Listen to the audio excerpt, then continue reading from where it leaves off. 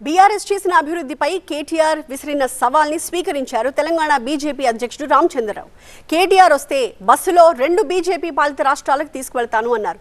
తెలంగాణను కేసీఆర్ 5 లక్షల కోట్ల రూపాయల అప్పుల్లో ముంచారని, అప్పుల పాలు కాకుండా బీజేపీ పాలిత రాష్ట్రాలు చేసిన అభివృద్ధిని చూపిస్తామన్నారు. 2 రాష్ట్రాల్లో తిరిగొచ్చాక బీఆర్ఎస్ పాలనపై చర్చిద్దామన్నారు రామచంద్రరావు.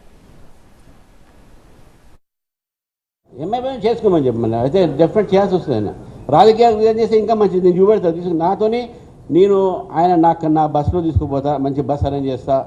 ఆయన ఎమ్మెల్యేతో నాతో రానియండి, నేను ఒక్కడనే వస్తా. ఆయనతో బీజేపీ పాలిత అన్ని రాష్ట్రాలు కూడా పోయే వస్తాను. 2 రాష్ట్రాలు తీసుకుపోతా.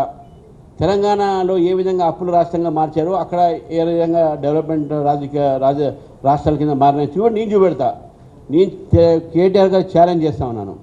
మన ఇద్దరం పోదాం, బస్సులో కార్లో పోదాం, బస్సులో పోదాం, 2 రాష్ట్రాలు తిరిగి వస్తాం, బీజేపీ పాలిత రాష్ట్రాలు. తర్వాత మీరు వచ్చి ఇక్కడ మన ఇదే ప్రెస్ క్లబ్ ఇక్కడ మాట్లాడదాం, డిస్కస్ చేస్తాం. మనం కేసీఆర్ పాలనలో జరిగిన రాష్ట్ర అభివృద్ధిపై నిన్న కేటీఆర్ ఏమన్నారో చూద్దాం. We are less than 3% of India.